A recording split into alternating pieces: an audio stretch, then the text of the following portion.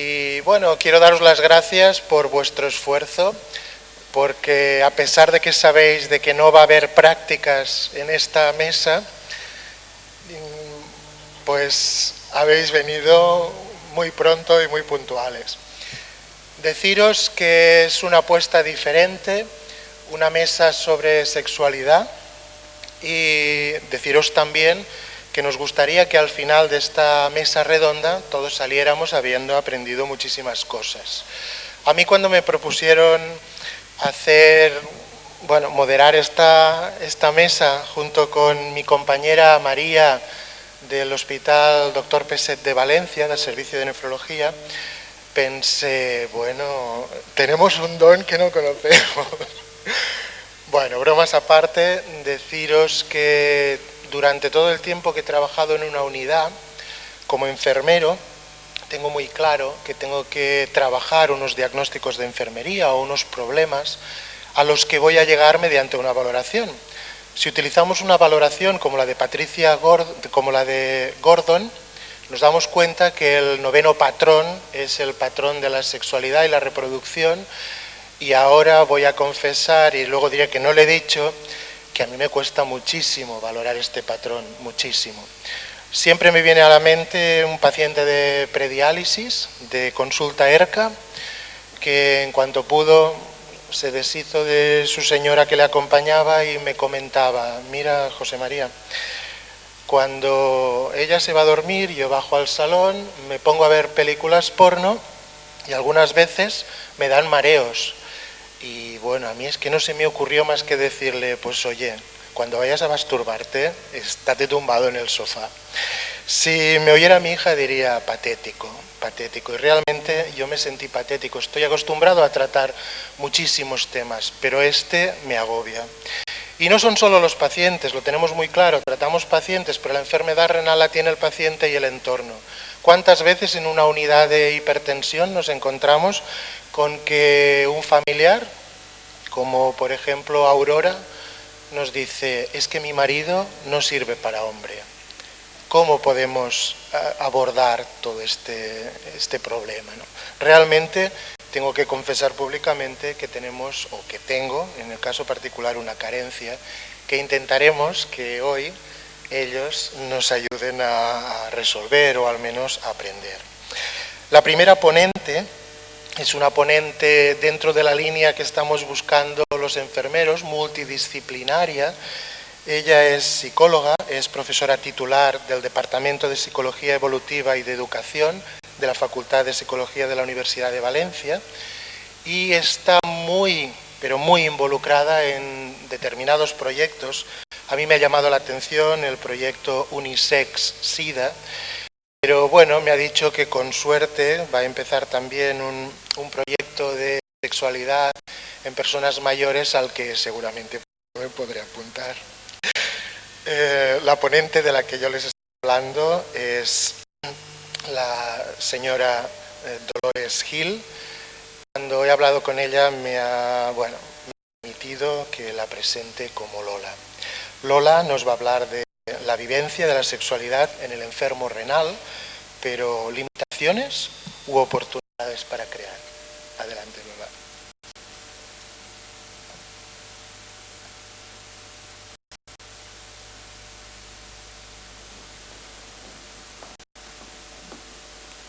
Muy bien. Buenos días a todos. Espero que las expectativas de alguna manera se vean cubiertas. Como el compañero ha comentado, efectivamente vengo del contexto más académico, del contexto universitario.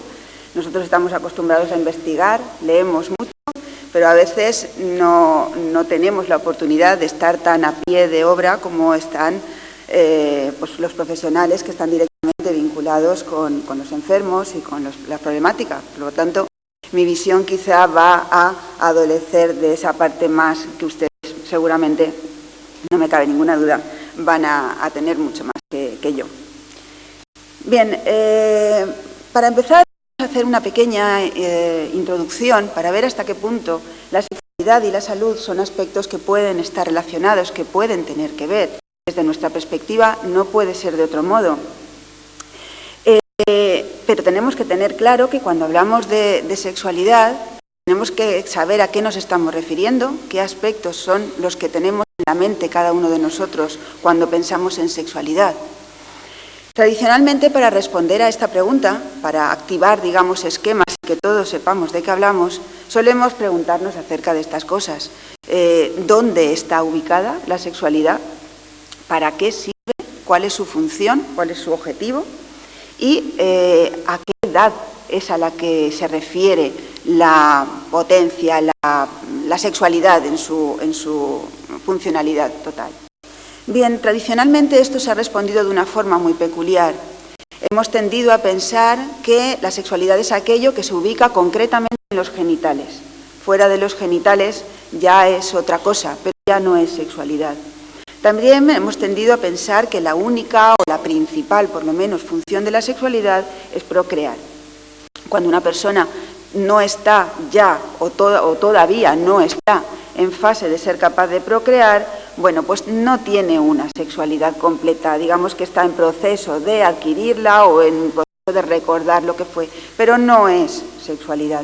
Y también en esa misma línea, quienes pueden estar en esas circunstancias, quienes tienen los genitales formados, quienes pueden procrear, son fértiles, etcétera, son los adultos, jóvenes y adultos. Afortunadamente, con el tiempo esto ha ido modificándose, ha ido ampliándose y en la actualidad ya no tendemos a decir que la sexualidad únicamente es aquello que se centra en los genitales, sino que abarca a todo nuestro cuerpo. Abarca incluso a nuestra manera de mirar de forma diferencial a unas personas o a otras, la manera en que nos vestimos, cómo nos movemos, cómo nos desenvolvemos en determinados contextos. Todo esto es también sexualidad. La sexualidad no solamente tiene este fin, o no tiene ni siquiera por qué ser su principal fin, tiene otros muchos, como puede ser el comunicarse con otras personas, el sentirse más realizado, el sentirse completo, el sentirse más sano.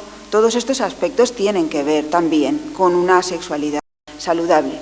Y, por supuesto, no es algo que se circunscriba a nuestra etapa fértil, sino que es algo que tenemos desde que nacemos y que nos acompaña a lo largo de toda nuestra vida y que, como todas las demás cosas, va cambiando con nosotros.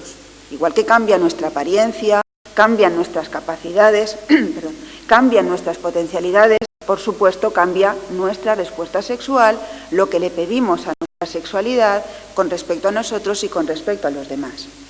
Es decir, que hemos pasado de una visión francamente reducida a una visión que con el tiempo va ampliándose y va diversificándose. Esto es especialmente interesante cuando tenemos en cuenta la enorme cantidad de dimensiones a las que hay que atender cuando hablamos de sexualidad. Por supuesto, tenemos una dimensión biológica y ahí tenemos que atender, por ejemplo, a la respuesta sexual, claro. La respuesta sexual que es diferencial en diferentes momentos de nuestra vida y no solo en diferentes momentos de nuestra vida, sino en función de las circunstancias por las que atravesamos. No tenemos siempre las mismas necesidades, no tenemos siempre por ejemplo, el periodo refractario, que es el periodo de tiempo después de una eyaculación en un varón, varía muchísimo el periodo de tiempo hasta que puede volver a tener una erección completa. Varía muchísimo en función no solo de la edad, que por supuesto se incrementa a partir de cierto momento, sino que varía en función de circunstancias concretas, pueden ser aspectos relacionados con la salud, pero también aspectos relacionados con el estrés, con la autoexigencia, con variables de personalidad. Es decir, hay muchos aspectos que están afectando a nuestra respuesta sexual, no son únicamente la potencialidad física. Tenemos también una dimensión psicológica, claro que sí, por supuesto.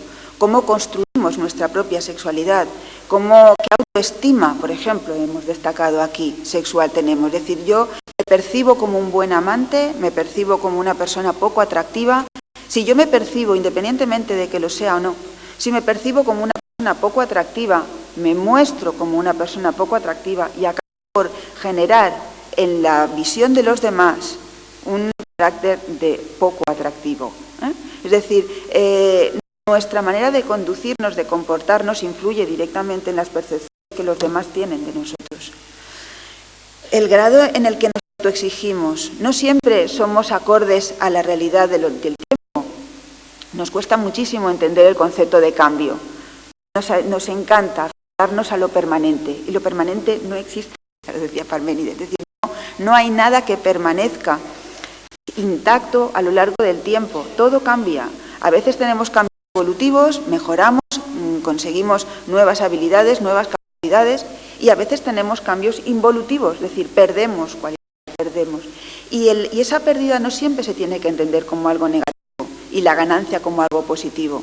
A veces perdemos cosas que eran lástima y otras veces ganamos cosas que no nos favorecen. Es decir, no siempre ganar es positivo y perder es negativo. Lo que hay que hacer es adaptarse a las demandas que en cada momento la sociedad, en un contexto concreto, nos plantea. También una dimensión fundamental, interpersonal, es decir, nosotros utilizamos todas nuestras características, la sexualidad es indisoluble de las demás para establecer contacto con los demás. Somos seres sociales por naturaleza. No podemos vivir una sexualidad eternamente individual. En un periodo determinado de nuestra vida podemos optar por esto, pero esto sabemos siempre que no es lo que en general nos satisface a los seres humanos. A través de la sexualidad nos comunicamos con los demás, nos sentimos que esa intimidad que a veces puede ser dolorosa, tan fría, tiene un espacio común con otra persona y que podemos expresar y sentir las necesidades que tienen los demás. De esta manera nos satisface mucho más nuestra sexualidad. Y por último, y no menos importante, tiene una dimensión clarísimamente sociocultural.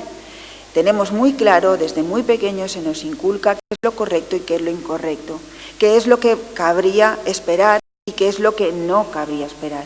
Y esos mitos nos determinan hasta tal punto que acaban por dirigir prácticamente nuestras vidas. A partir de cierta edad no es lícito tener sexualidad. Cuando alguien la tiene es que es un viejo verde. Cuando un niño muy pequeño la tiene, cuidado, hay que vigilarlo a ver si esto va a ser algo... A ver, si alguien no tiene todavía establecida la orientación sexual, nos preocupamos muchísimo a ver en qué colectivo se va a ubicar, a ver si va a amargarse o a complicarse la vida de esta manera tonta. Es decir, que nuestra vivencia de la sexualidad, como veis, tiene muchos ámbitos. Todos ellos deben estar integrados para que potencien esa salud. Ya hace bastantes años la OMS propuso una definición de salud sexual, a continuación os pondré, donde insistía en que deben darse cita y de forma equilibrada los aspectos somáticos, claro, pero también los aspectos emocionales, los aspectos intelectuales, esas dimensiones que hace un momento os comunicaba. Por lo tanto, la salud sexual no es únicamente la ausencia de la enfermedad, no es únicamente la ausencia de una disfunción, porque en ese caso nos estaríamos refiriendo tan solo a la dimensión biológica y hemos quedado que no es más que una de todas las demás. La sexualidad vivida de forma saludable, de forma adecuada, significa que o conlleva un equilibrio, una integración entre una serie de componentes que habitualmente tendemos a llamar biopsicosociales, pretendiendo aunar de forma conjunta todos estos aspectos y con esa finalidad, como antes comentaba, la finalidad de adaptarse a las demandas que día a día nos va planteando la vida, en todo momento, desde que nacemos hasta. ¿Qué ocurre con la enfermedad renal y con lo que conlleva, como es los tratamientos, hemodiálisis, etcétera? Bueno, pues no en todos los casos, por supuesto, pero en muchos de ellos alteran la respuesta sexual, pueden afectarla por muchos aspectos que luego comentaremos. Cuando se altera nuestra respuesta sexual, esto tiende a modificar la imagen que tenemos. Imagen no hace referencia únicamente a lo visual, yo me miro al espejo y veo que tengo una imagen.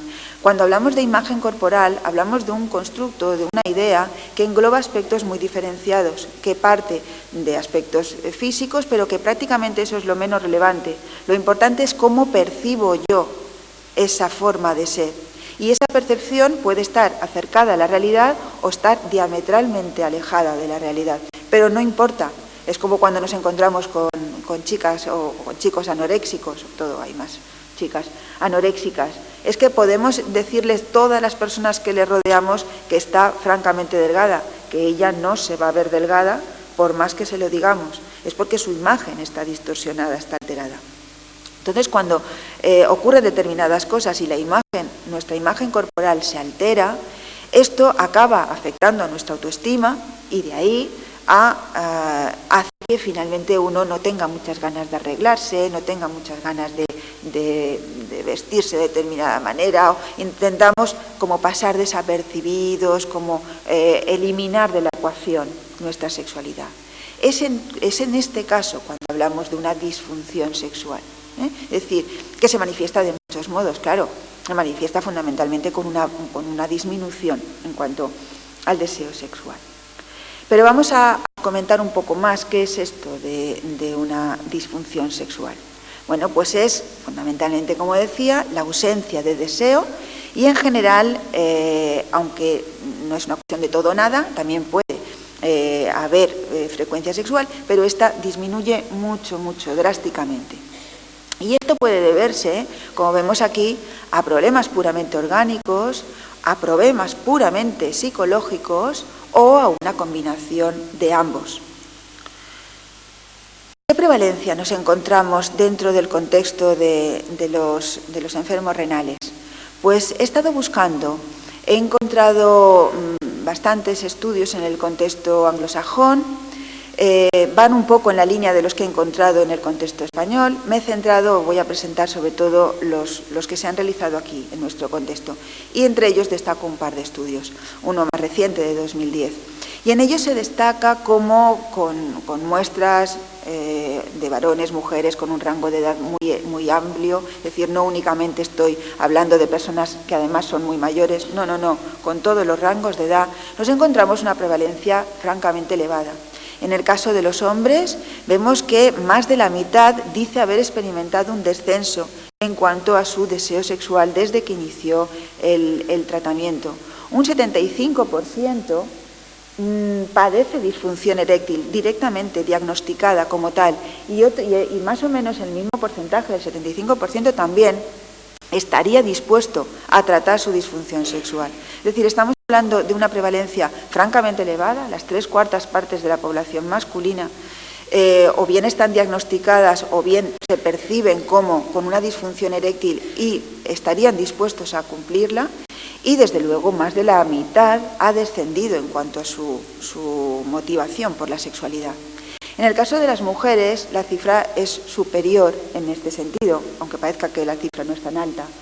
El 32% prácticamente ha experimentado un descenso. Y diremos, bueno, esto en principio quizá es mejor. No, es que realmente los niveles, la línea base de la que parten las mujeres es inferior. Es decir, el grado de actividad sexual previa ya era más bajo. Cerca del 70% muestran ausencia de actividad sexual. Ya no es que haya disminuido, es que no tienen ningún tipo de actividad sexual porque ha disminuido obviamente su líbido. Este grupo, antes de entrar, tan solo había un 36% de personas antes de entrar en el programa, que sigue siendo alto.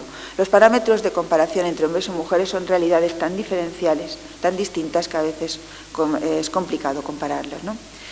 Bueno, si además tenemos todo lo que tiene que ver con el tratamiento, con circunstancias asociadas, etcétera, pues las alteraciones sexuales aumentan muchísimo y, bueno, otros profesionales hablarán un poco más de esto. ¿Cuáles son las causas de esta prevalencia tan elevada, de esta problemática tan grave? Bueno, pues tenemos en primer lugar esa percepción disminuida del bienestar. Esto es evidente y lógico. También tenemos, bueno, pues quizá los tratamientos no son suficientemente eficaces para mantener su calidad de vida adecuadamente, o al menos en las primeras etapas, o quizá incluso por el hecho de prolongarse. Pero es que además nos encontramos con que esta determinada patología lleva o puede llevar asociadas una serie de problemas también, como puede ser enfermedades cardiovasculares, diabetes, etc. Una enfermedad cardiovascular, sabemos que para que se produzca, por ejemplo, una erección, es preciso que haya una buena irrigación sanguínea al pene. Si hay un problema cardiovascular asociado, probablemente no se va a producir una erección con el mismo grado de potencia que probablemente el paciente la experimentaba antes, cuando era joven. También hemos ido comentando que existen una serie de factores psicológicos, el estrés, la ansiedad, etcétera, esa elevada autoexigencia que pueden estar influyendo. También está el hecho de que los fármacos, el tratamiento, pueden conllevar unos efectos secundarios que alteren determinadas cuestiones, como por ejemplo a nivel hormonal. Es decir, no solo por los fármacos, sino en general. Se trata de un problema tan complejo que puede generar una constelación de causas. Por ejemplo, a nivel de alteraciones hormonales, estado viendo que se pueden producir incluso atrofias testiculares, disminución de la espermatogénesis, todo esto lo veremos. Nos interesa sobre todo que desciende la testosterona en ocasiones. En el caso de las mujeres también hay una disminución del tejido mamario, de los estrógenos, menos lubricación. Bueno, todo esto hace, en el caso de los hombres, que se produzca esa disfunción eréctil o esa impotencia, que puede ser parcial o total, y en el caso de las mujeres puede llegar a ser incluso doloroso, por ejemplo, la experiencia coital, eso es lo que entendemos como dispareunia, que es el dolor durante la relación. En cualquier caso, aun sin llegar a tanto, lo que está claro es que estos problemas hormonales contribuyen a este bajo deseo sexual. Además, de los factores psicológicos, inicialmente podemos hablar del estrés como una cuestión que clarísimamente, si no teniendo ningún problema de salud, cuando estamos sometidos a una situación de elevado estrés, nuestra respuesta sexual se altera, que no ocurrirá cuando además la persona está determinada por el cumplimiento de una serie de pautas de régimen dietético, de asistencia al procedimiento de tal, pérdidas, quizás se altere su vida profesional, se tenga que eliminar su libertad, etcétera, etcétera. En general, su estilo de vida se va a ver afectado y todo esto, sin duda, afecta. Partimos, como siempre, de que todas estas características, una persona no desarrolla un problema sencillamente porque tenga antecedentes que le lleven directamente. Esos problemas, porque si no todo el mundo tendría problemas, y no es así. Cada uno tiene una forma peculiar de afrontar los problemas que le afecten, las circunstancias que le están afectando. Entonces, bueno, pues hay gente que tiene una personalidad tendente a la depresión, que tiene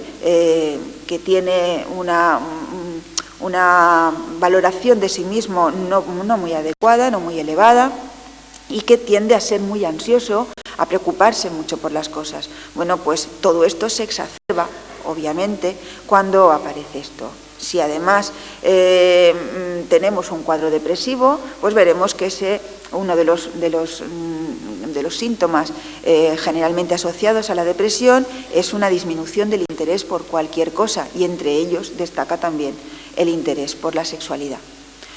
Con lo cual vamos viendo que se trata de un problema amplio con muchos aspectos que le afectan. Y bueno, podríamos decir, bien, pues esto afecta a la sexualidad y ya está, ¿no? Pero vamos a ir un poco más allá.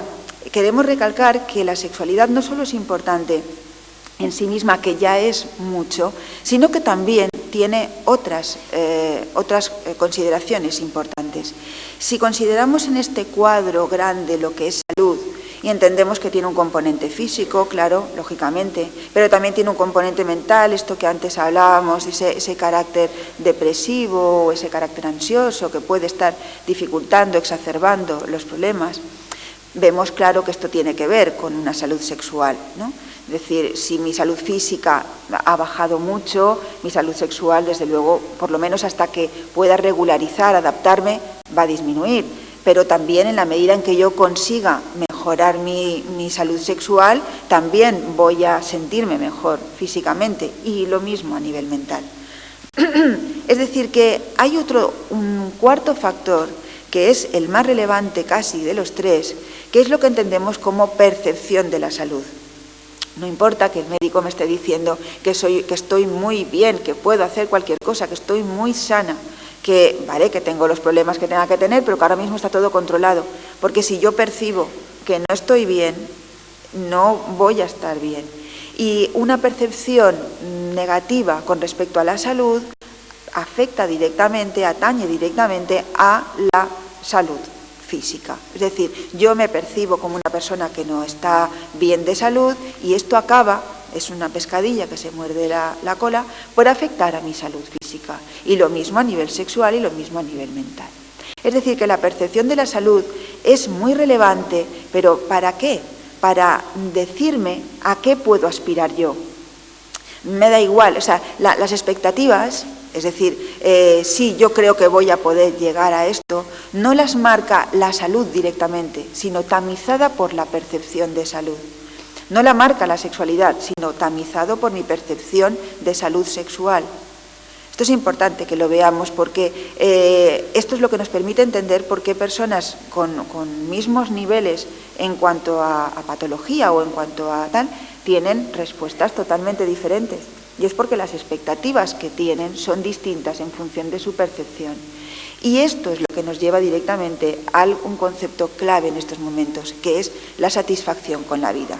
Cada vez analizamos más la calidad de vida en las personas. No nos interesa que la gente se haga muy mayor y que se mantenga viva como sea, pero no, nos interesa que la gente se haga mayor con calidad de vida. No nos interesa que el paciente, nos interesa que el paciente tenga una buena calidad de vida. Por esto es relevante la salud sexual. A pesar de todo esto y de la enorme relevancia que tiene, no se ha tratado adecuada ni suficientemente los aspectos sexuales en el ámbito de la enfermedad renal.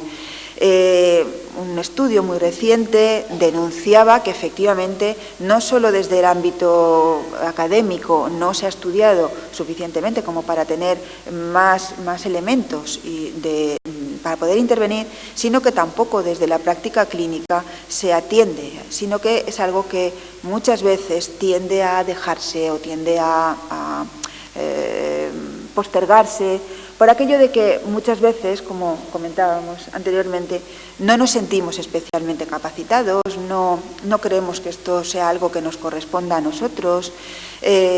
Muchas veces cuando trabajo estas cuestiones relacionadas con la sexualidad en niños, donde también se producen, obviamente, conflictos, problemas, etcétera, muchos profesionales me dicen que ellos no pueden responder a las preguntas. Y yo les digo, ¿en serio? ¿De verdad tú como adulto no puedes responder a la pregunta que te puede hacer un niño? Y como profesionales un poco lanzo la misma pregunta. Es decir, ¿de verdad no podríamos responder a una pregunta que sencillamente y con tranquilidad se nos hiciera? El paciente no nos va a pedir una respuesta académica ni un estudio que lo avale con una cita bibliográfica. No quieren eso. Quieren sencillamente algo de andar por casa. Entonces, bueno, en este marco entendemos que tenemos que partir de una evaluación holística, es decir, una evaluación que no solo atienda a aspectos puramente físicos, sino que tenga en cuenta que el paciente es un ser completo, íntegro, que viene no solo un riñón sino es una persona que tiene sus circunstancias, tiene sus problemas, tiene sus preocupaciones y que eso no es algo que a mí no me toque, sino es algo que influye e importa, ¿no? Si entendemos una evaluación de este tipo, entonces nuestra intervención también la entenderemos englobando estos aspectos. Por eso hablábamos antes, como la OMS proponía, que la salud sexual es un fenómeno biopsicosocial. Es decir, que tenemos que atender, obviamente, a los cuidados físicos, también tenemos que atender a los aspectos más sociales, tenemos a veces que hacer counseling, ahora explicaré muy brevemente, y otras veces tendremos que hacer educación sexual. Hacer counseling, ¿qué es? Pues sencillamente responder a alguien que en ese momento tiene un problema muy acuciante, le está angustiando mucho y necesita una respuesta. Bueno, pues a veces es sencillamente responder a lo que en ese momento, que puede ser contestar y resolver, o puede ser derivar a otro profesional si el problema obviamente no supera, que también lógicamente ocurrirá. Perdón, Lola, 2 minutitos. ¿2? 3. Vale, voy rápido. ¿Qué tendríamos que explorar? Deberíamos explorar, por una parte, la satisfacción sexual. Vale, si el paciente nos dice, ahora mi sexualidad es muy escasa y muy poco satisfactoria, bueno, deberíamos ver cómo lo era, es decir, cómo de satisfecho estaba antes. Si se lo ha preguntado, o no era una cuestión que se preguntara. ¿Y por qué queremos hacer esto? Bueno, pues porque es importante ajustar las expectativas. Igual sencillamente por sus características no tiene necesidad de tener esa autoexigencia que antes tenía. Muchas veces, aquí ponemos una palabra un poco rara, catastrofizar. Tendemos a decir, no, es que o tengo los 3 orgasmos que podía tener durante una noche o ya no tengo ninguna posibilidad. Es que no quiero ni ponerme. Bueno, pues no hay que ser tan catastrófico. No, ahora está reducido. Eso no significa que no lo sea. También es importante saber si efectivamente va a precisar otro tipo de atención. También es importante que haya un buen autoconocimiento. Muchas veces nos implicamos en una relación de tipo un intercambio sexual y todavía no sabemos qué es lo que nos gusta y qué es lo que no. Difícilmente podemos transmitirle a nuestra pareja qué es lo que nos gusta si no se lo estamos diciendo, si no lo sabemos nosotros. ¿Por qué es importante? Pues porque, bueno, como decíamos, la sexualidad no está tan solo en los genitales, está en otras muchas partes del cuerpo, y si solamente la circunscribimos ahí, cuando hay una respuesta sexual afectada, nuestra sexualidad se va a afectar. Expandámosla, ¿no? La sexualidad, como hemos dicho, es comunicación, por lo tanto es importante ser capaz de manifestarle a nuestra pareja qué es lo que nos gusta y qué es lo que no nos gusta, también el que no. ¿Y por qué es importante? Pues como hemos comentado, porque me centro casi que en la última frase, porque muchas veces, como de verdad sentimos placer, es dando placer a otra persona. A veces el hecho de descentrarse en lo que uno quiere es lo que hace que todo se normalice y se tranquilice. Cuando hablamos de prácticas sexuales siempre tendemos a pensar en el coito. No es lo único, tenemos muchas más posibilidades. Quizá el coito lo tenemos asociado como es la única forma de obtener placer sexual, y no es así. Esta es una de las causas quizá de la diferencia tan importante entre la sexualidad masculina y la femenina.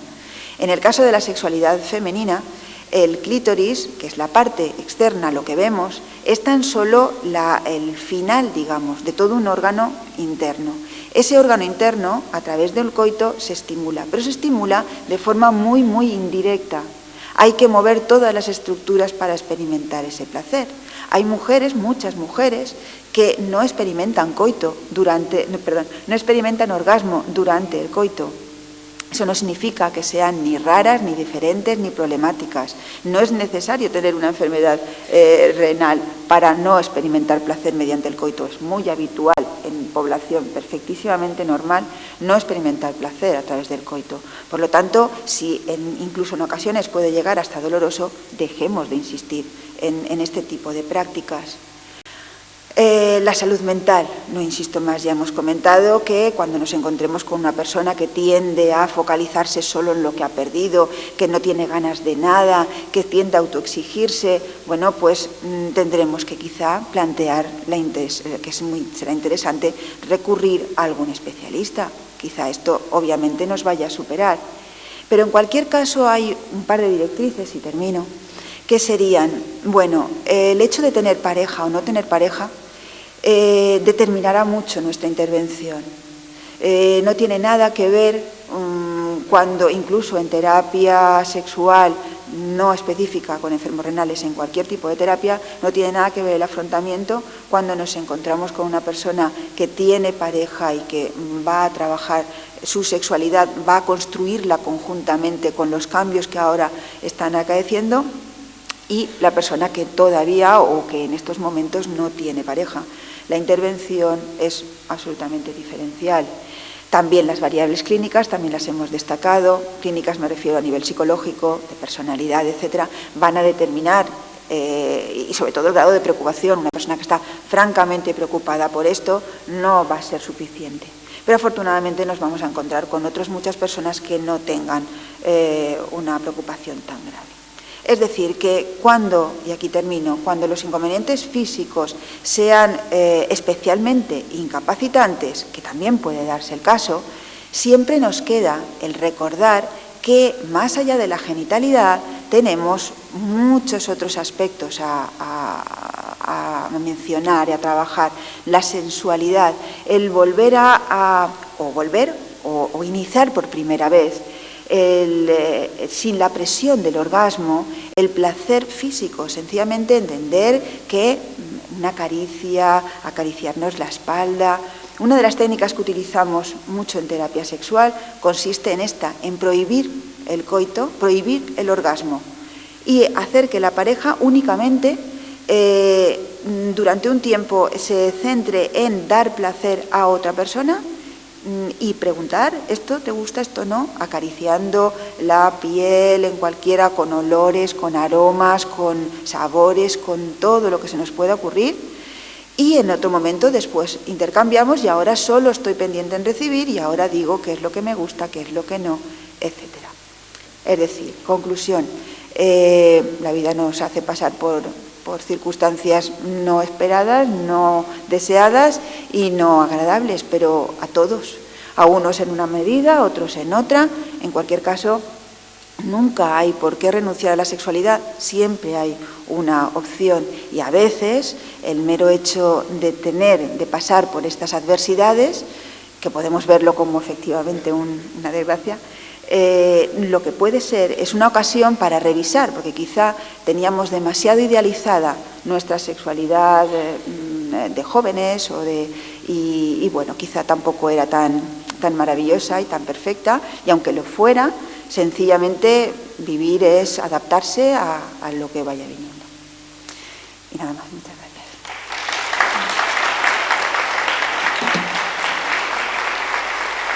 Muchas gracias, Lola. A continuación tengo el placer de presentaros al doctor Fabio Cruz, que es médico ginecólogo, que participa en la unidad de medicina reproductiva del Instituto Valenciano de Infertilidad, que sabéis que es referente en este tema. Y a nivel personal, que tengo la suerte de conocerlo, deciros que es un profesional increíble y con un trato y una calidez humana excepcional. La ponencia tenía por título Fertilidad y enfermedad renal crónica.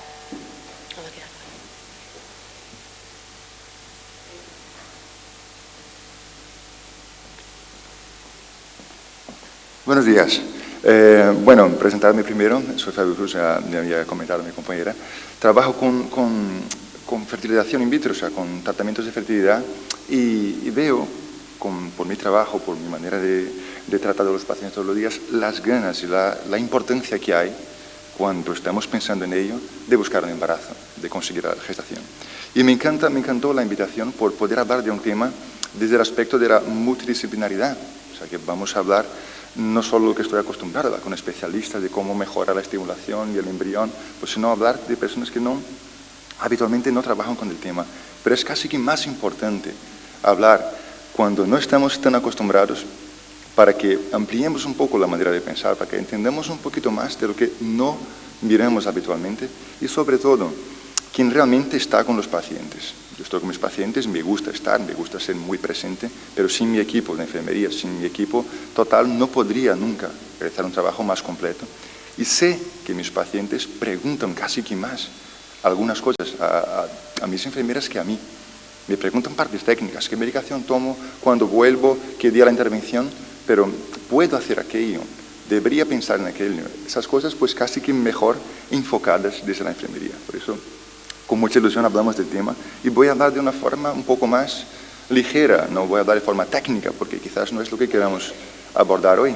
Llevo 3 años dando clases en un máster de la Universidad de Valencia que son de infertilidad, pero no está hecho para médicos, está hecho para enfermeras, para psicólogos, para biomédicos y es otro abordaje diferente y muy interesante. Espero que sea útil para vosotros lo que voy a exponer hoy. Vamos a ver aquí, bueno, aquí está. Primero me gustaría hablar rápidamente de la introducción, hablando de los cambios que hay en la fisiología durante el embarazo, y esto sobrecarga la función renal.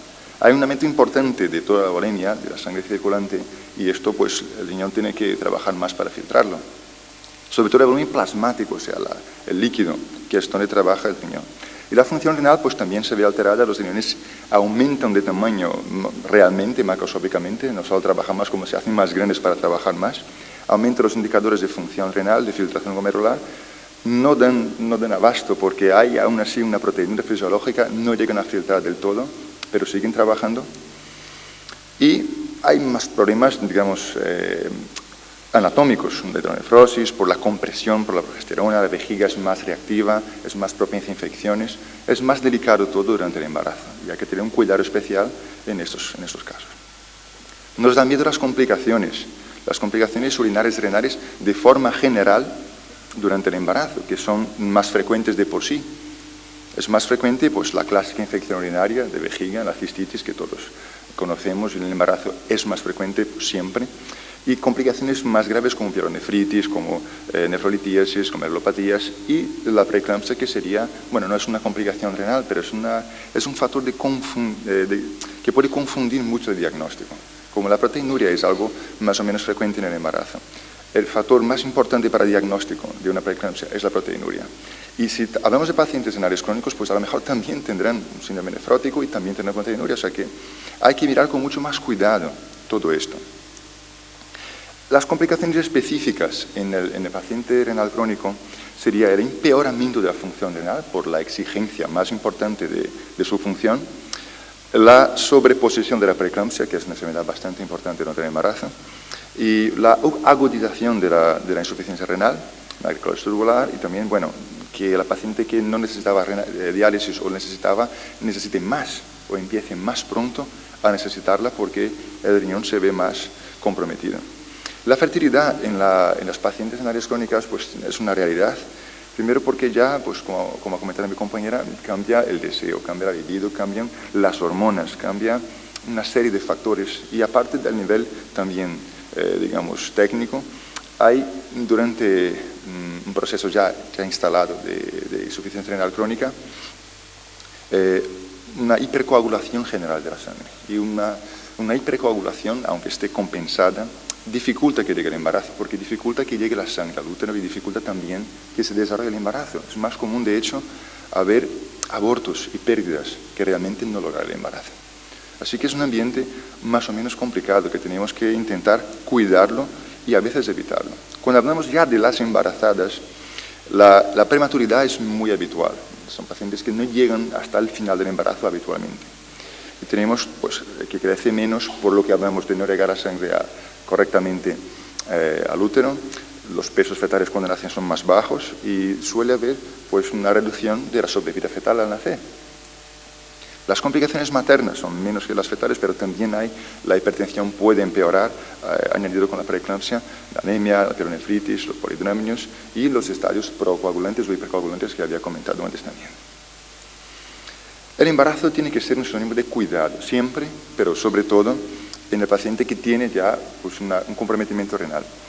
No se puede prohibir que la paciente no se quede embarazada, sobre todo si está controlada. O sea, es una decisión personal, pero podemos aconsejar que esta paciente tiene riesgos, tiene problemas y que debemos quizás individualizar pues, la paciente que sí que se puede quedar embarazada, la que no se puede ahora y que en un futuro podrá, para que podamos con esto aconsejar mejor a la paciente. Es ahí donde entra la multidisciplinaridad, porque la paciente puede preguntar, es muy cómodo y es muy fácil. Yo he trabajado con otros especialistas, con nefrólogos, con cardiólogos, con oncólogos también, y la gente suele prohibir todo lo que es el embarazo y las hormonas, como si fuera algo secundario. Es muy común que tengamos pacientes que vienen a mi clínica y me dicen, bueno, pues quiero un tratamiento, pero no sé si me va a permitir mi oncólogo, mi cardiólogo, mi nefrólogo, porque tengo esta condición y han dicho que nada de hormonas, porque eso puede empeorar. Hay que mirar con más profundidad esto, hay que mirar con más detalles y saber quién puede y quién no puede. Se dice que tienen que buscar la prevención, el control, y eso todo está muy claro, pero sobre todo evaluar el mejor momento para empezar un embarazo en la paciente que tiene una enfermedad renal. Seguramente habrá momentos durante su enfermedad que estará mejor o peor y podemos buscar optimizar para cuando esté mejor o en último caso cuando tenga quizás un trasplante o una solución un poco más definitiva. Y ahí entra un poco lo que es realmente lo que vengo a hablar hoy, las alternativas que tenemos para el embarazo en estos casos. Lo que queremos es que no deneguemos de entrada la posibilidad de que esta paciente pueda tener un hijo y que pensemos en el tiempo. Sabemos que la fertilidad no es la misma a los 20 años que a los 30, que a los 40, que a los más de 40. Entonces, el tiempo que la paciente requiere para estar compensada, quizás le cueste muy caro después, quizás le pase factura después. Si a lo mejor la paciente requiere 2 o 3 años para estar en condiciones óptimas, para que entonces pueda conseguir el embarazo, pues estos 2 o 3 años, con medicamentos, con terapias, con un trasplante, pues no te cuento con los inmunosupresores que tiene que tomar, todo esto puede que después de la compensación no esté preparada, no esté en las mejores condiciones para su embarazo. Por eso añadimos el concepto, traímos aquí, digamos, el concepto de la preservación de la fertilidad. Esto empezó con pacientes oncológicas. La paciente tenía el clásico cáncer de mama, le diagnostican y dicen, bueno, pues después de la quimio será muy complicado que tus ovarios vuelvan a funcionar. Vamos a preservar la fertilidad. Antiguamente se quitaba una parte del ovario, se congelaba para después reimplantarlo. Hoy en día lo que hacemos más habitualmente es congelar los óvulos. Hacemos un tratamiento donde conseguimos sacar los óvulos, que es lo que realmente representa la fertilidad femenina, lo guardamos de forma... Vitrificación es un tipo de congelación que no daña en absoluto la calidad de la célula y podemos con esto dejarlos guardados para el día de mañana la paciente pues puede tener un embarazo con la misma calidad de óvulos que tenía antes de someterse a un tratamiento o de que pasen los años.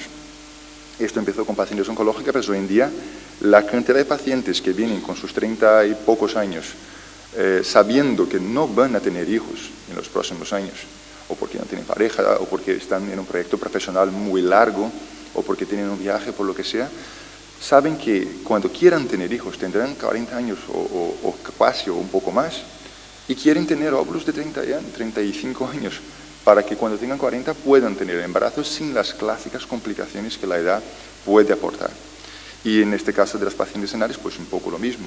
Podrían ya tener, digamos, mientras la soporte hacer esto y tengamos buena calidad, guardarlo para que más tarde eso no sea una complicación. Para hacer la vitrificación de los ovocitos, pues hay que estudiar un poco la fertilidad. No es por el hecho de que la paciente quiera preservar su fertilidad que tenemos que dar por hecho de que ella tiene una fertilidad normal. Hay que averiguarla pues desde un principio. Tenemos que estimular los ovarios, tenemos que sacar los óvulos y guardar los óvulos. Os cuento rápidamente cómo funcionan estos pasos, para que tengáis una idea global del procedimiento. Hay que estudiar la fertilidad de forma más amplia y de las dos partes también, pues, porque al final pues, cogemos óvulos de una mujer que para que en el futuro tenga hijos y no hemos mirado que su marido pues, tenía otro problema. Hay que mirar de forma más completa y hay que mirar, pues, en el caso de la mujer, desde su historia completa y entender sus procesos hasta la ecografía, que lo hacemos en la consulta muy fácilmente, y un estudio hormonal más exhaustivo, para que tengamos claro cómo, y si podemos primero obviamente, y cómo vamos a hacerlo, porque todo es muy individual, no es siempre todo igual, no hay un plan de tratamiento para mujeres que vienen a sacar óvulos, no es todo igual, es individualizado. Luego tenemos que estimular los ovarios, que ya no vamos a hablar de detalles de qué medicación es, pero hay una amplia variedad de medicaciones, cada una con sus ventajas o desventajas para el proceso, y específicas para cada tipo de paciente y para cada tipo de ovarios. Los tiempos no son tan largos. Mucha gente cuando viene, o pacientes oncológicas o pacientes que vienen pues que no conocen el tema y quieren simplemente empezar, me dicen, ¿esto cuántos meses me va a durar? Pues a lo mejor son 10 o 12 días, no son meses, es muy corto. Lo que cuesta quizás sea averiguar las cosas, hacer un estudio de fertilidad, hablar, que se convenzca, que piense, que tome la decisión, pero el tratamiento realmente suele ser bastante rápido, bastante llevadero. La seguridad para la paciente es bastante alta. Ya hemos superado las cosas del pasado de que había hiperestimulaciones ováricas, de que habían pacientes que se hinchaban, que ganaban peso, qué tal. Es que son 12 días de tratamiento hoy en día muy suave. En especial, el riesgo de hiperestimulación ovárica suele asustar mucho a las pacientes que no conocen el tema Y esto casi que dejó de existir por completo desde hace unos 4 o 5 años. Yo, la semana que viene voy a hacer una charla en Ucrania justo sobre esto, que ya llevamos 5 años sin tener en nuestro centro ninguna paciente con una hiperestimulación. Porque avanza la tecnología, las medicaciones son mejores, son menos agresivas, las técnicas van mejorando y esto no pasa. Especialmente cuando la paciente no se queda embarazada. La hiperestimulación, que tanto asusta, está fuertemente vinculada a lo que es el embarazo, porque si damos la medicación, estimulamos los ovarios y después dejamos de estimular, lo más normal es que esta paciente pues deje de hiperestimularse y baje las hormonas y no ocurra realmente el clímax, digamos, de la hiperestimulación. Si la paciente se embaraza, ya no hay marcha atrás, yo no puedo quitarle hormonas porque está embarazada. El mismo embarazo retroalimenta este proceso. Y el hecho de que una paciente esté sacando los óvulos para guardarlos y no se vaya a quedar embarazada, ya es un 100% garantizado que no tendrá una hiperestimulación ovárica y eso ya tranquiliza bastante a los pacientes de entrada. Los controles son muy criteriosos, con mucho cuidado. Vemos a paciente cada 2, cada 3 días por ecografía, medimos las hormonas, no solo por riesgo, sino para también cuidar de la calidad de estos óvulos que vamos a conseguir. La estimulación ovárica, pues en tiempos, esta tabla alemana pues se pasó un poquito, puso 11 días. La media son 9 o 10 días de media, pero bueno, a lo mejor pongamos que sean 11 días. Al 13º día, a los 13 días, la paciente ya tendría hecha la punción folicular, ya habría sacado los óvulos y el tratamiento tardaría pues 13 días, que no es realmente tanto.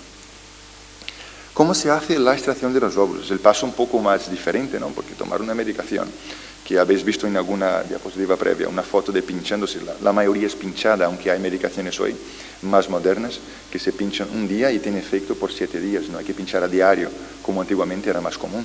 Y hay medicaciones orales también. Pero la mayoría hoy, las más fiables y más, que funcionan mejor, pues son las medicaciones que son por vía subcutánea. Es de autoaplicación, de fácil aplicación la terapia. La punción ovárica se hace por ecografía y se hace, a ver si tenemos un puntero, por vía transvaginal. No, es una ecografía donde la punta del ecógrafo viene con una pequeña aguja, larga para que llegue hasta ahí, pero muy fina. Es una aguja que tiene el grosor de una aguja de sacarse sangre normalmente, no es más complicado que esto. La paciente está dormida, no tiene dolor, no sufre. Es dormir, literalmente dormir. Es una sedación donde no hay una depresión del sistema respiratorio, no hay que intubarla, no hay que ponerle sondas vesicales ni nada. Simplemente poner un gotero que duerma por 10 minutos, en 10 minutos es suficiente para que hagamos esto. Vamos al fondo del saco de Douglas con la sonda y aquí estamos a medio centímetro del ovario. O sea que los ovarios cuando se estimulan se ponen un poquito más bajitos y están al alcance perfecto de la sonda y de la aguja. O sea que hay algunas pacientes que por motivos personales o médicos no desean o no pueden hacer anestesia, la sedación y soportan de forma bastante razonable hacerlo sin ni siquiera dormirse. Pero habitualmente lo hacemos con cero de dolor y con cero de molestias. Es muy cercano y más o menos en cada 30-40 segundos podemos aspirar un óvulo. Aspiramos el líquido folicular que está dentro del folículo. El folículo es como la casa del óvulo, es lo que madura el óvulo, donde tiene pues, hormonas y líquido. Y el óvulo es esto diminuto microscópico, que en el dibujo hay que dibujarlo, pero es microscópico, donde realmente vamos a aspirar y el líquido vendrá con el óvulo junto. Y lo tenemos en laboratorio para poder acumular es prepararlo, es dejarlo preparado ya para que podamos congelar después. Este proceso es casi que tarda más en explicarlo que en hacerlo. Es algo más sencillo de lo que puede parecer de normal. Habitualmente en la clínica tenemos, no solo para vitrificar óvulos y congelar, sino para que hagamos in vitro también, una media de 15 punciones ováricas por mañana. O sea, asignamos un tiempo de media hora por quirófano para cada paciente. No tarda media hora, tarda 10 minutos. 10 para entrar, explicarle y dormirla, 10 para hacerlo, 10 para sacarla. Es algo bastante más sencillo de lo que podemos pensar. Para congelar los óvulos, pues se preparan, se decumulan, como habíamos comentado antes. La congelación y la vitrificación se utiliza como sinónimos y podrían ser utilizados como sinónimos. La vitrificación es una clase de congelación de óvulos donde no se congela. Aparte de congelar, la palabra pues nos hace pensar en el hielo, de hacer cristales de hielo. Y la congelación antigua, pues sí que se formaban cristales de hielo. Se congelaba poco a poco y pasaba del estado, pues nada, líquido a sólido, formando pues hielo, porque hay mucha agua dentro del óvulo y dentro de cualquier célula. La mayor parte de una célula humana pues suele ser agua. La vitrificación tiene la gran ventaja de que pasa de la temperatura ambiente normal o ambiente o fisiológica, 37 grados, a menos 200, no sé cuánto, que ahora no me acuerdo, pero en segundos. Eso hace que saltemos la fase de formar los cristales de hielo. Y un cristal de hielo dentro de una célula pues le hacía un poco de daño. Antiguamente, cuando congelábamos óvulos, hace 7 o 8 años, cuando la congelamos de forma normal, al descongelar un 40% de los óvulos y de los embriones en otros casos, al descongelar perdían su vitalidad. No estaban vivos ni siquiera. Y los que estaban vivos no eran iguales de fuertes. Con la era de la vitrificación, que empezó a utilizarse aquí en España, en nuestro centro, hace 7 o 8 años, y empezó a estar totalmente dominada en 2010, hace 5 años ya teníamos resultados iguales a los de hoy, la tasa de pérdida de un óvulo, cuando hacemos con embriones de un embrión, es inferior a 2%. Puede pasar porque puede pasar con cualquiera, pero es bastante pequeña la tasa de que perdamos un óvulo por haber congelado.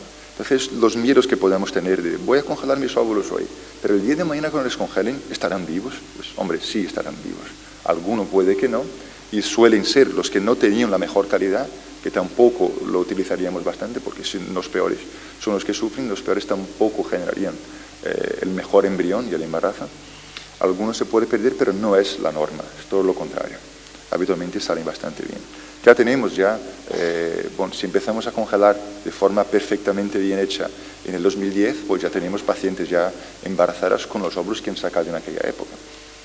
Pocas oncológicas, porque ya el tratamiento oncológico suele tardar un poquito más que estos 5 años, pero muchas que hacían de forma personal, por trabajo, por lo que fuera, pues ya han conseguido sus frutos, sus embarazos con edades más avanzadas, pero óvulos de cuando eran jóvenes.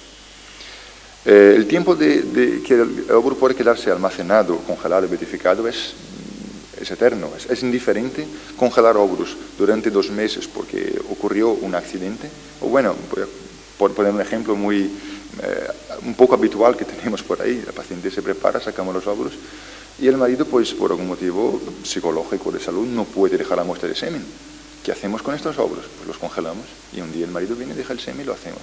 Da igual que esto hayamos hecho durante un par de días o un par de semanas por este problema de no conseguir el semen, y da igual que se queden 10 años congelados para que después descongelen y tengamos la vitalidad. El tiempo no pasa cuando está congelado. No pierde calidad por estar más días o menos días. Es igual de efectivo si lo hacemos ahora o después. Ayer me vino un caso también de una paciente que había tenido un hijo hace 4 años y por sus creencias religiosas no le gustaría tener un embrión congelado. Pues tuvo su hijo en su momento, su hija en su momento, y dejó unos cuantos óvulos, porque respondió con muchos óvulos. No había sido juntado con el semen todavía, se dejó los óvulos guardados por motivos personales suyos, y ahora vamos a retomarlo, descongelar esos óvulos y volver. Suerte ella tiene porque ahora tiene más de 40 años y antes tenía menos, y seguramente hoy será más fácil que se embarace con estos óvulos que los que sacaríamos hoy. Y bueno, la seguridad y la vitalidad, lo que hemos hablado, es bastante seguro y tenemos garantías ya contrastadas. No es una promesa de que en un futuro se hará, sino que ya se hace y ya se consigue buenos resultados. Recordad, quizás por no trabajar con esto todos los días, que por congelar los óvulos, por tenerlos congelados, el día que vayamos a descongelar para poder tener hijos, no es descongelarlo y ponerlo en la paciente que te quedes embarazada. Hay que descongelarlo y juntarlo con el semen. O sea, estamos obligados en la segunda parte de esto a hacer una fecundación in vitro. Esto realmente no hay más remedio. Quizás en un futuro tengamos alguna tecnología para que podamos hacerlo más natural posible, pero al día de hoy la herramienta que tenemos es descongelar los óvulos y unirlos con el semen por una fecundación in vitro, que es lo que se sabe hacer. Y ya pues, ponerlo ya después en el útero ya formado el embrión con tasas de éxito bastante razonables. El mensaje que quería dejar hoy, más que nada, es que podemos congelar, podemos aparcar, digamos, el tema de la fertilidad sin perder, digamos, la efectividad en pacientes por problemas cualquiera. En este caso, por una enfermedad renal crónica o por otros motivos también, la paciente puede posponer su fertilidad y hacer real su sueño de maternidad. con él había hablado con las compañeras porque es un viejo conocido y amigo del servicio del Hospital Dr. Peset. Y las compañeras me decían desde el cariño que era una persona especial, un paciente mimado por todas ellas, un luchador, un valiente y una persona con gran tesón. Luego le preguntaba a él y me decía, no, pues nada, como vocal de la Junta Directiva de Alcer, vinculado a las relaciones internacionales, a la Comisión de Juventud. Y lo que más me gustó fue que me dijo, o mejor aún, me defines como persona renal, porque me han puesto paciente renal, pero no me gusta. Yo paciente me siento en el hospital, yo soy una persona renal, tengo muchos más ámbitos, muchas más dimensiones que eso. Y la verdad es que además es el título perfecto para su ponencia y espero que os guste mucho. Nos va a presentar la ponencia Persona renal. Muchas gracias, Dani.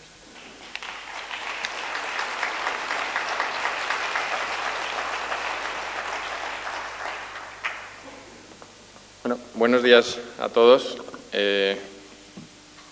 Muchas gracias a la SEDEN por esta oportunidad. Espero que sea la primera colaboración de muchas, porque creo que es muy importante que los profesionales sanitarios escuchéis a las personas que tienen una enfermedad renal fuera del ámbito hospitalario, fuera de la clínica. Creo que vamos a daros un ángulo y que cada vez espero que contéis más con nosotros. Como bien decía María, pues yo soy una persona renal porque paciente sí me siento, pero cuando salgo por la puerta me siento en el hospital, en el ámbito hospitalario, en la clínica, pero cuando salgo por la puerta yo soy una persona absolutamente normal, hago de todo como cualquier otra persona, entonces es mucho más global, ¿no? Igual que se habla de persona sana, pues podemos hablar de persona con enfermedad renal, persona con problema renal, persona renal. Bien, cuando la SEDEN me pidió que hablara de sexualidad, yo acepté rápidamente porque dije, oh, sí, es una oportunidad muy buena, y luego dije, ostras, y como les cuento, yo me sentí un poco como Christian Grey en 50 sombras de Grey. Digo, ahora tengo que contarles mis experiencias sexuales a un montón de mujeres y hombres y cómo hago esto. Pero bueno, luego rápidamente me volvió otra vez la idea de, bueno, si yo puedo dar fe de que la sexualidad en diálisis existe, y además hay mucha, porque yo a mi mujer la conocí en una sala de diálisis. De hecho, mi mujer es enfermera de diálisis. Y esto, claro, pues había una tensión sexual, ¿no? Que la resolvimos fuera de la sala de diálisis. Pero fue así, ¿no? Nos casamos el año pasado, la conocí hace 3 años. Así que yo creo que esto es lo que más nos importa a las personas con enfermedad renal, ¿no? Que podamos tener una sexualidad a pesar de nuestra salud. Bien, para situaros un poco en mi contexto personal, pues me detectan la enfermedad en el 93 y luego pues tengo proteinuria, síndrome nefrótico, pierdo mucho peso y se ve alterada mi imagen corporal, mi autoimagen guardada, ¿no? Que yo tenía de mí mismo, de quién soy yo, empiezo a preguntarme tal, y bueno, paso por todas las fases que los psicólogos conocen muy bien, de negación, ira, depresión, y interaccionando unas con otras, y bueno, empiezo la primera diálisis en el 95 y empiezo a encontrarme mejor, y yo, pero ¿por qué no me habéis puesto antes en diálisis? Estoy genial, esto estaba fatal cuando estaba con el síndrome nefrótico, y me reinvento un poco a mí mismo, porque la enfermedad ya sabéis que afecta a todos los niveles, y llega un momento que llega la aceptación, ya con los años, incluso vas y vienes de la aceptación muchas veces, porque lo que te hace madurar en la vida realmente no es el sufrimiento en sí. Lo que te hace madurar en la vida es el sufrimiento aceptado. Cuando tú realmente aceptas cualquier cosa que te pasa, es cuando puedes crecer y superar cualquier obstáculo de la vida, ¿no? A todo el mundo le pasan cosas. Si la diferencia es cómo nos la tomamos. Puede ser más grave o menos grave, pero esa es la diferencia, ¿no? Porque el dolor es inevitable, pero el sufrimiento es opcional. Depende de cada uno.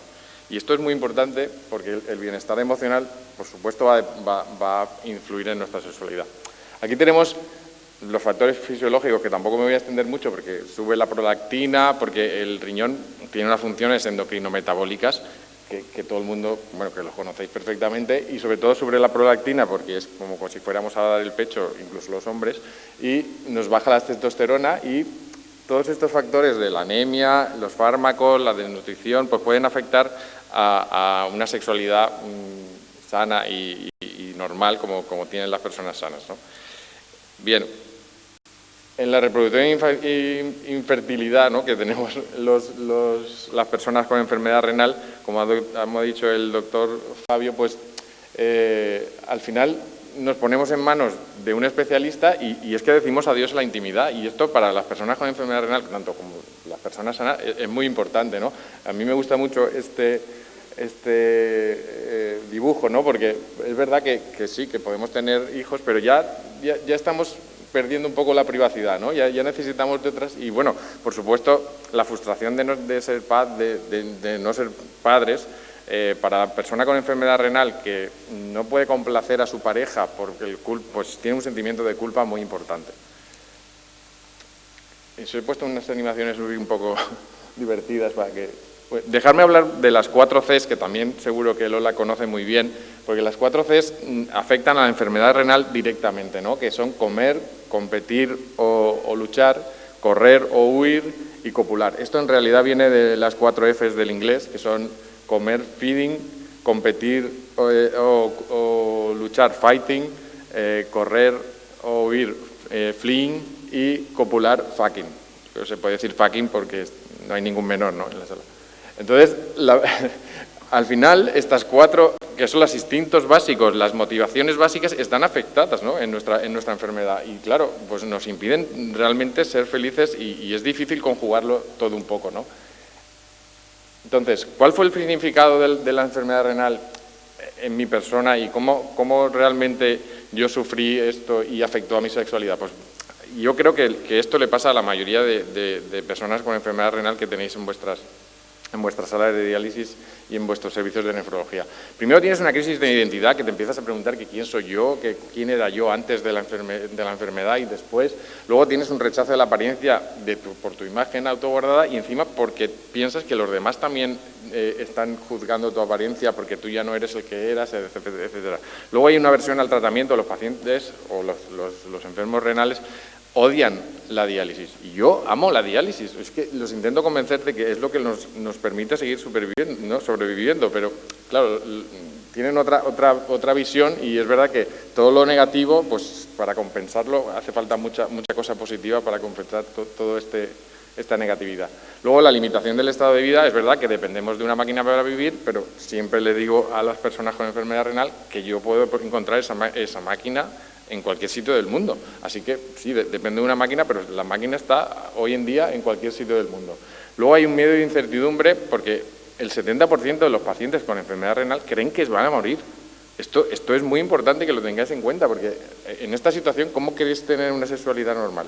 Si no sabes ni siquiera lo que es normal, ¿no? Pierdes totalmente las referencias de, bueno, pues como le pasa a unos y a mí no, o así a algunos, y empiezas a no saber lo que es normal. Y todo esto afecta al deseo sexual porque no tenemos una estabilidad emocional y hay algún estudio ya que dice que la testosterona en sangre no es determinante.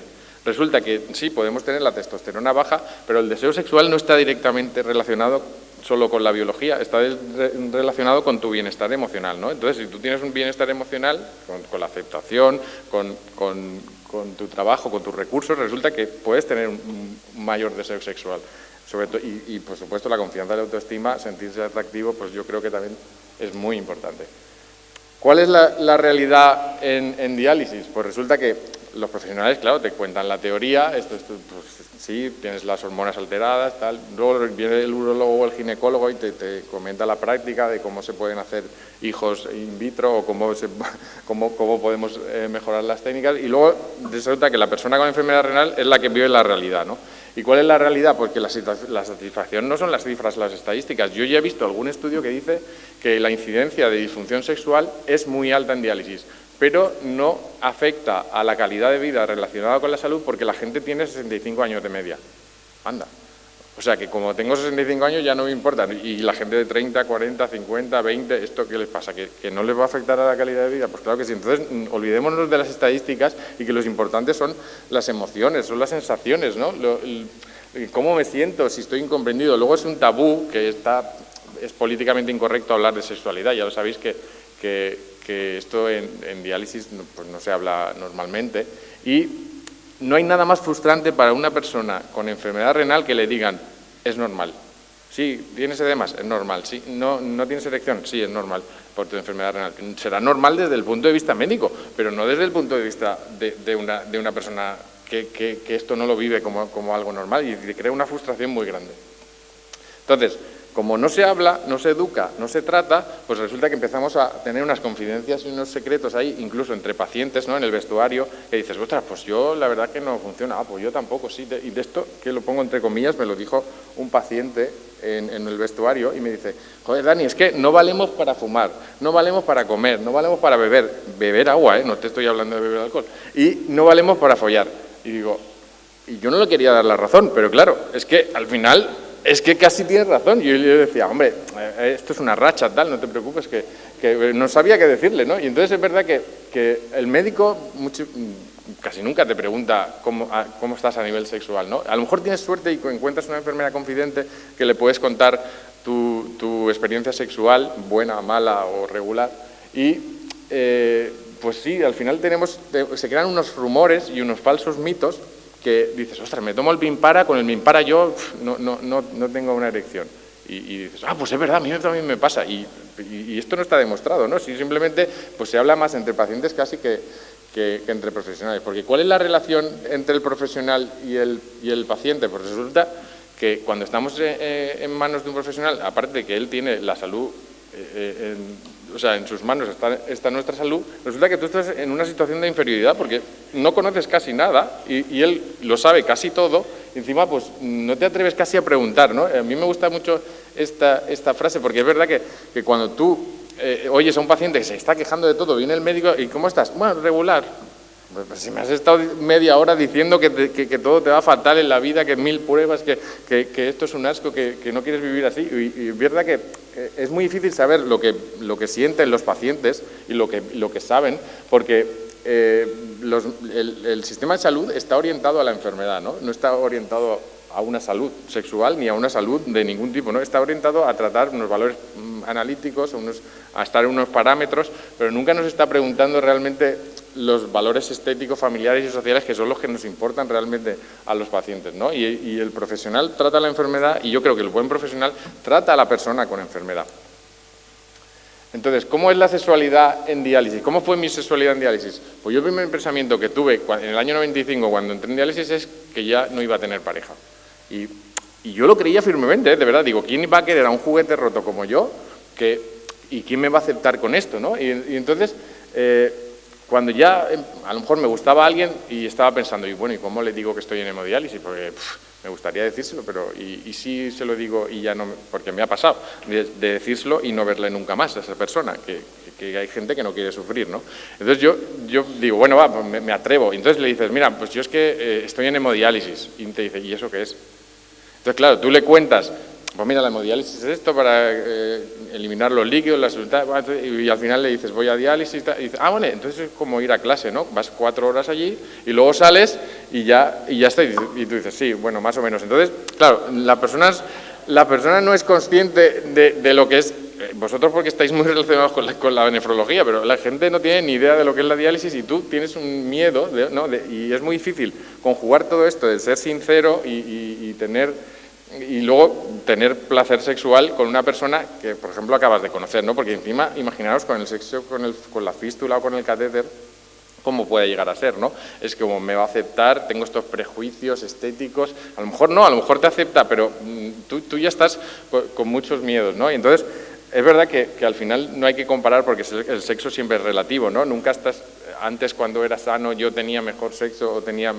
Pues al final hay que relativizarlo todo, ¿no? Y es verdad que siempre hay un poco de sentimientos en un no me importa o un poco de dolor en el estoy bien, porque nos preguntan y claro, pues a lo mejor ser sinceros es que es realmente difícil. Y al final, yo creo que la sexualidad es una cuestión de dignidad, ¿no? O sea, porque si hemos visto que es tan importante, ¿no? El sexo, que es tan importante como la alimentación, como el amor, como cualquiera de las 4 instintos básicos que tenemos, pues al final lo que primero piensan una persona cuando tiene una enfermedad incapacitante es en esto, ¿no? En las relaciones sexuales y afectivas. Y cada vez que uno juzga su propia sexualidad o incluso la de la pareja, está rompiendo las condiciones naturales del propio acto sexual, ¿no? Entonces, como bien ha explicado Lola, somos seres humanos biopsicosociales y creo que debemos empezar a tratar a las personas con enfermedad renal teniendo en cuenta que interaccionan todos estos factores para luego tener una calidad de vida. Entonces, si la salud sexual sabemos que es la experiencia que te da un bienestar físico, te da un bienestar emocional y que vas a tener una percepción menos negativa de la vida y que puedes hacer cualquier actividad social con una mejor predisposición y con una percepción de que las cosas van bien, realmente, ¿por qué no hacemos una educación para la sexualidad auténtica? O sea, si vamos a hacer una educación para la salud, incluyamos la educación para la sexualidad, ¿no? Porque yo llevo 20 años en diálisis, desde el año 95, solo he estado trasplantado 3 años y os juro que nunca he hablado de sexualidad en diálisis. Nadie ha venido a preguntarme en plan serio, ¿no? O sea, hemos hablado de sexo, pero en plan general. Pero no era de mi sexualidad en plan biológica, ¿no? O en plan social. Y yo digo que la sexualidad es un elefante en una habitación. Es una verdad muy grande, muy evidente, todo el mundo sabe que está ahí, pero nadie se atreve a hablar de ella, ¿no? Entonces, como bien ha dicho Lola, la sexualidad no es el coito, podemos tener... ya sé que no os gusta que haya puesto este símbolo al lado de George, pero ya sé que... Pero quería deciros, ¿vosotros creéis que George se va a sentir así, va a mirar de esa manera si no se sintiera atractivo, si no se sintiera pleno, ¿no? Si no tuviera ese sex appeal? Pues al final esto es sexualidad, ¿no? No solo es vamos a la cama y vamos a hacer el acto sexual, también es cómo te sientes. Entonces, es verdad que hay eventos precipitantes, como Lola sabe muy bien, que pueden adelantar que la sexualidad haya disfunción sexual, como la muerte de un familiar o la hemodiálisis. Pero esto te puede crear realmente angustia, ¿no? No sentirte atractivo ni sentirte bien contigo mismo. Bien, si vamos a hacer una educación para la salud, y esto lo dejo aquí para la SEDEN, desde mi humilde opinión, por supuesto, ¿por qué no creamos una herramienta de detección del estado de la sexualidad en diálisis? Ya sé que habéis creado una herramienta del estado emocional, de la detección del estado emocional, que me parece fabuloso. Yo creo que ya era hora, porque de verdad que es súper importante. El 60% de las personas con enfermedad renal tienen depresión, así que vamos a crear también a lo mejor una herramienta de detección del estado sexual con un cuestionario que se le dé la información al paciente de lo que podría o no podría pasar. Vamos a hacerlo de manera privada, porque la sala de diálisis no es un sitio para hablar de sexualidad con todos los pacientes al lado, el supervisor corriendo de un lado a otro y todo el mundo pasando por delante de ti, es verdad. Y entonces cuando analicemos y evaluemos esa situación, ¿no? y tengamos la información del paciente, podremos tener incluso un protocolo de actuación y un procedimiento de actuación en la enfermería nefrológica y haremos intervenciones personalizadas, que al final es lo que queremos, ¿no? Individualizar los tratamientos, incluso en sexualidad. Entonces, una vez ya tengamos toda la información y podamos actuar, vamos a actuar no solo desde el punto de vista médico, ¿no? Podemos actuar desde otros puntos de vista como los biopsicosociales. Entonces, la enfermedad es que organiza a la vida de una manera diferente, no la organiza como el médico dice de 3, tómate las pastillas, no la organiza así, ¿no? Y entonces, por supuesto que no es suficiente un soporte puntual, necesitamos un trabajo a largo plazo, un cuidado continuado, como muchos de vosotros me decís, y que yo puedo estar en plena forma exteriormente y luego ser la persona más triste del mundo por dentro, ¿no? Entonces, porque tú sabes que algo no funciona y esto te está martirizando.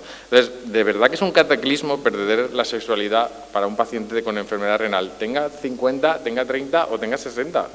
Así que yo creo que se le debe encaminar y darle unas referencias para que personalmente y de manera personalizada se trate esto, ¿no? En realidad, en la sexualidad con el enfermo renal no sabemos nadar, ¿no? Algunos chapoteamos, algunos salen a flote, otros no. Entonces, esto es lo que está pasando hoy en día. Luego, como no me gusta solo hablar del problema, que también me gusta hablar de dar opciones, pues ¿por qué no hacemos talleres de sexualidad? Y talleres de sexualidad no significa vamos a acostarnos todos con todos, sino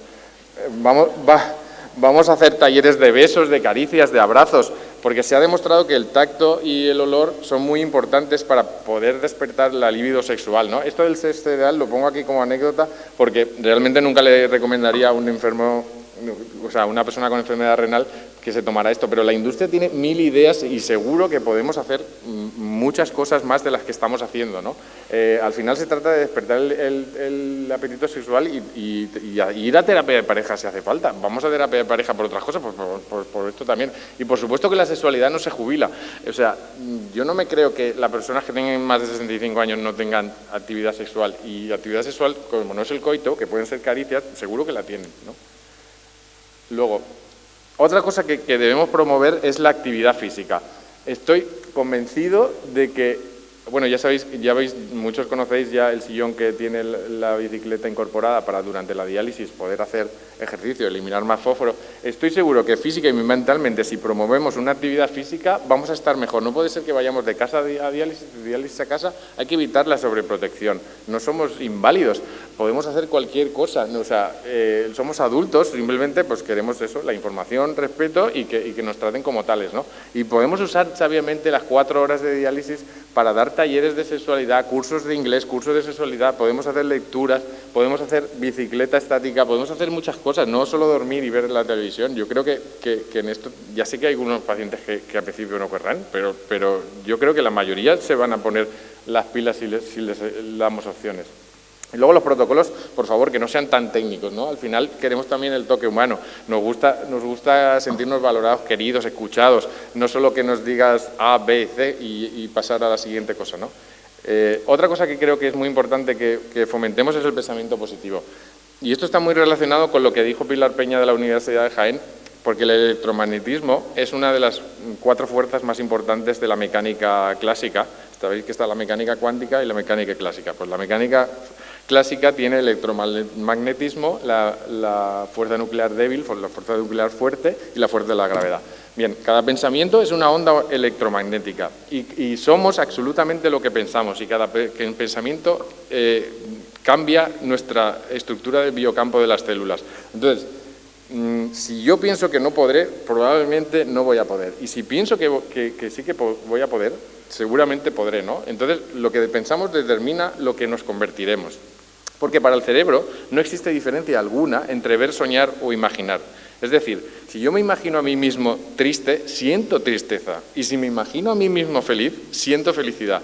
Entonces, por eso los sueños sexuales son tan reales, ¿no? Porque tú te levantas y has tenido incluso una eyaculación. O sea, tú sientes realmente, o a lo mejor el sueño se acaba un poco antes y te fastidia haberte despertado cuando no querías, ¿no? Pero sientes absolutamente real. Entonces, si para el cerebro es absolutamente real lo que pensamos, determina mucho el pensamiento positivo, creo que es algo que debemos promover. Entonces, ya casi para finalizar, me gustaría decir que el tratamiento sustitutivo es solo una pequeña parte de nuestra vida. O sea, una persona con enfermedad renal puede y debe ser feliz y puede tener una vida plena. Entonces, con una dieta equilibrada y sana, con actividad física, con pensamiento positivo, con amor y amistad, con una sexualidad, cada uno en la medida de sus posibilidades, pero con una sexualidad que esté presente, con sueños. Yo pongo aquí un viaje y tal, pero aquí cada uno puede poner lo que quiera, pero yo creo que es más importante lo que vivimos que lo que tenemos. También con ocio, tiempo libre y humor, como han dicho en este congreso, yo creo que una persona renal realmente puede ser feliz y no limitarse solo a tener el tratamiento sustitutivo y poco más, ¿no? Entonces, puede ser una persona completa. Y por último, me gustaría dar las gracias a la enfermería nefrológica en general, y no es porque mi mujer sea enfermera de diálisis, lo digo en serio porque la conocí desde 3 años y llevo 20 años en diálisis, es lo que pienso y lo que siento de verdad por tratarnos, por escucharnos, por comprendernos. Incluso cuando tenéis vosotros un mal día tenéis que estar ahí con buena cara, luego por aguantarnos muchas veces cuando nosotros tenemos el mal día, por ayudarnos y aconsejarnos y llevarnos de la mano. Me gusta mucho que la enfermería nefrológica se haya involucrado en este país como lo hacéis, y al final lo que quería era daros las gracias por darnos lo mejor de vosotros y vosotras mismas. Y muchas gracias por vuestro trabajo y por vuestra atención hoy.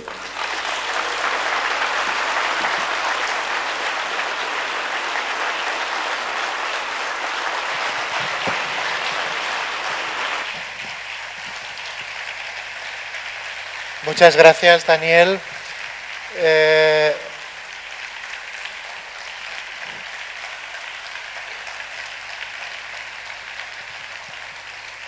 Me encanta escuchar a las personas renales y me encanta porque nos ponéis en nuestro sitio muchas veces y sobre todo rompemos esas barreras artificiales que tenemos, pero es que además de las cosas que tú estabas hablando son cosas comunes a enfermedad renal o no enfermedad renal. Los cambios en nuestra vida están presentes cada día, cada día. Bueno, nos hemos comido muchísimo tiempo, pero si os parece y la tenéis pequeña la pregunta, pues nos gustaría que formularais alguna pregunta. Bueno, yo tengo una muy especial para Lola. Lola, ¿cómo se puede hacer para tener 3 orgasmos en una noche? No. Esa también, pero ya me la contestarás en privado. No, más que una pregunta, me gustaría, bueno, que hiciéramos como una síntesis y ¿qué nos podrías aportar desde tu punto de vista? Algo que ha puesto de manifiesto también David, y es que no estamos haciendo valoraciones, pensaba que yo era el único, pero no estamos haciendo valoraciones en relación al patrón sexualidad y reproducción. Desde el punto de vista de una psicóloga y muy rápido, ¿qué consejos nos darías para hacer una mini valoración? Vale. Pues sí, para empezar, yo me han encantado las aportaciones, me han encantado en todos los sentidos, y la que me gustaría destacar, porque me parece que es una tarea de primer orden, es la de empezar a hacer un estudio que de verdad identifique dónde están las principales necesidades, teniendo en cuenta las diferentes edades. No es lo mismo, obviamente, tener 30 que tener 50, pero hay que atenderlas a todas. Es decir, ¿dónde están las necesidades? ¿Dónde están las verdaderas angustias? ¿Dónde están las cosas que a uno le van a afectar a la imagen? Y destacando, o sea, haciendo una labor conjunta, yo creo, desde un ámbito quizá más académico que puede ser, y desde luego desde aquí me ofrezco totalmente. Me parece que es un trabajo que se debería hacer y que además debería conllevar no solamente un estudio puramente teórico, sino que debería conllevar su segunda parte, que es un mínimo protocolo, una cierta mínima formación que podrían recibir tanto los profesionales que están en contacto con estas personas, como por supuesto esas personas que tienen tanto tiempo disponible. Es que es una pena no rentabilizarlo. Es mi aportación. Ahí queda eso, Sedén. Capote manda.